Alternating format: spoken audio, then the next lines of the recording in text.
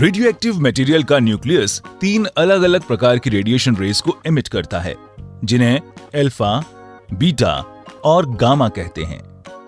Alpha, beta और gamma rays की विशेष electrical charge characteristics के कारण एक रेडियो एक्टिव सोर्स से निकली बीम को एक मैग्नेटिक फील्ड के माध्यम से अलग किया जा सकता है। अल्फा रेज में एक रेडियो एक्टिव एटम के न्यूक्लियस से उत्पन्न पार्टिकल्स होते हैं। इन पार्टिकल्स में 2 प्रोटॉन्स और 2 न्यूट्रॉन्स होते हैं।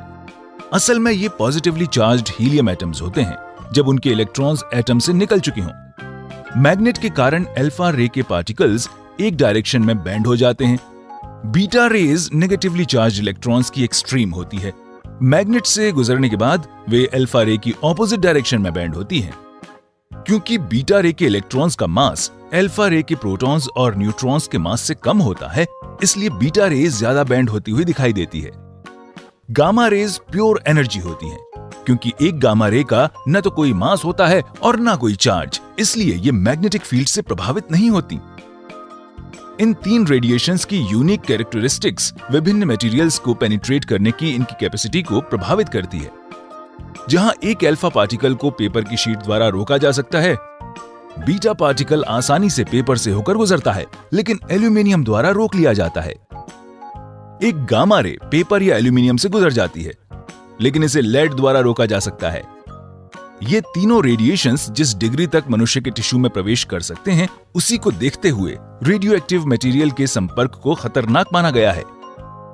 ह्यूमन बॉडी पर रेडिएशन के प्रभाव के संदर्भ में अल्फा पार्टिकल्स को आमतौर पर स्किन की आउटर लेयर द्वारा रोक दिया जाता है और अंडरलेइंग टिश्यू को कोई नुकसान नहीं पहुंचता।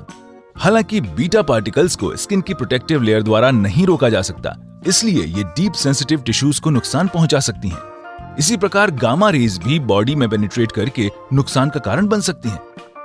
इसीलिए रेडियो एक्टिव मटेरियल्स के साथ काम करते वक्त स्पेशल प्रोटेक्टिव गियर पहनना आवश्यक है।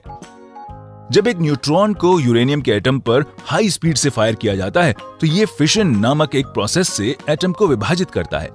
एक एटम के न्यूक्लियस की स्टेबिलिटी प्रोटॉन्स के बीच के रिपल्सिव इलेक्ट्रिकल फोर्सेस और न्यूक्लियस को होल्ड करके रखने वाले अट्रैक्टिव न्यूक्लियर फोर्सेस को बैलेंस करके मेंटेन की जाती है।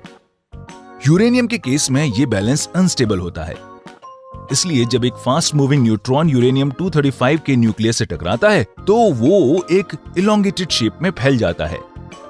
ये इलोंगेटेड शेप रिपल्सिव फोर्सेस के फेवर में होता है और यूरेनियम 235 एटम क्रिप्टॉन और बेरियम के एटम्स में स्प्लिट यानी विभाजित हो जाता है।